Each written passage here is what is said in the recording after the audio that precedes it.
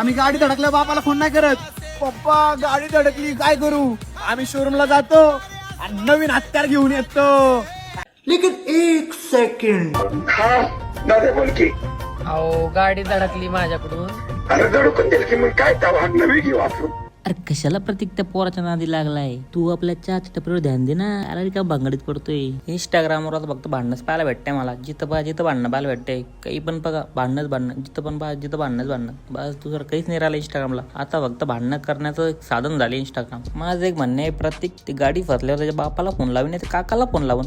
तू कशाला तोंड घालतोय दोघांमध्ये. तू नाही का त्या बाप लेकांच्या मध्ये नको पडू ना. जाऊ दे पण आबाल आहे प्लीज. याला कशाला सांगतो मी समजून. याला थोडी कळणार आहे त्या गोष्टी. प्रतीक शिंदे आणि अथर्व जगताप ह्या दोघांची भांडणं चालू आहे. आणि ह्या भांडणामध्ये नाही का यांचे सपोर्टर ना त्यांचे एकदम भारी फोटो तयार करताय. हे याच्या पाया पकडताय ते त्याच्या पाया पकडताय. याला साडी घालते त्याला साडी घालते. एक नंबर भारी वाटतं माहिती आहे. लय भारी वाटतं पायाला. तुमच्या याच्यामुळे माहिती मी जंत्र मंत्र काय चालू आहे ते सगळं गेलं विसरून. पण तुमचे इतकी भांडणं पाहिजे इतकी भारी मजा येते काय सांगाल. लय भारी मजा येते. यांच्या दोघांच्या भांडणाचं कारण फक्त एकच आहे. महाराष्ट्राचा ड्रिफ्ट किंग कोण हे दाखवायचं त्यांना. आणि त्याच्यानंतर ज्याला ड्रिफ्ट पण येत नाही करता ते पण ड्रिफ्ट करायला लागलंय. आणि ज्याला गाडी ड्रिफ्ट करायची. आणि काही येडे झावे असे की गाडी ड्रिफ्ट करा करता नवी गाडी घेताय. आणि जमलं नाही तर गाडी पलटी होती.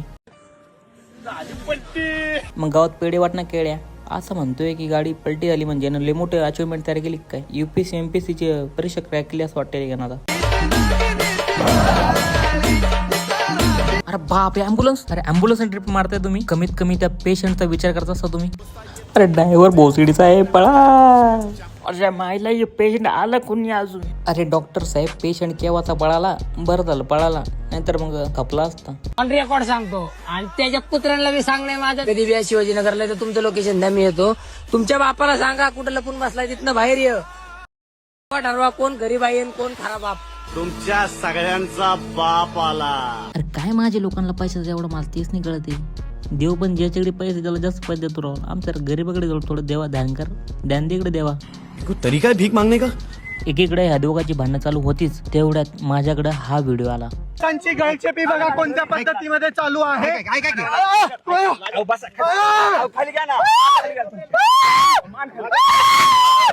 वाह क्या एक्टिंग कर रहा है.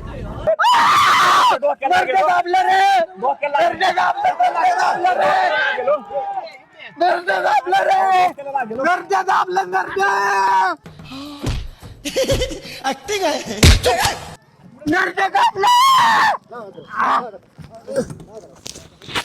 चले एक काम कर 200 रुपया दे और 50 रुपया काट ओव्हर ऍक्टिंग की वजह से. हे विनाकारण मुद्दा तयार करायचा आणि त्याच्यावर भांडत बसायचं. हे जुना खेळ आहे रविराज सावळेचा. आणि तो आम्हाला चांगला माहिती. जोपर्यंत शेतकऱ्यांच्या हिताकरता बोलत होता तोपर्यंत ठीक होतं. पण आता हे जास्त झाला होता. लय ओव्हर झाला आता. कुठं पण जायचं काही पण बोलायचं आणि काही पण म्हणायचं. मग म्हणणे पोलिसांना सोडणे पाहिजे. आता रविराज सावळे तर चुप नाही बसणार. आता सिंपती खेळणार आहे. आणि इतकी सिंपती गेन करून महाराष्ट्राकडून काय सांगतो मला आता. याला चांगलं माहिती महाराष्ट्राची भोळी जनताला कसं येड्यात काढायचं आणि कसं यांच्याकडून की आपणच बरोबर आहे हे लोकांना दाखवून द्यायचं. जिंदाबाद जिंदाबाद. धर्मेंद्र प्रधान तुम राजीनामा दो. आम्हीच म्हणतो सगळं. या दोघांचा आवाज येतोय. बाकी सगळे चूप आहे. आणि बाकीच्यांना माहित बी नाही की काय ह्याला घेऊन चाललं आपल्याला. थांबा बाबा थांबा मी बोलणार आहे. थांबा. अरे काका तुम्ही कशाला वळवळ करताय. त्याचा व्हिडिओ त्याला बोलू द्या. बोल रे भाऊ.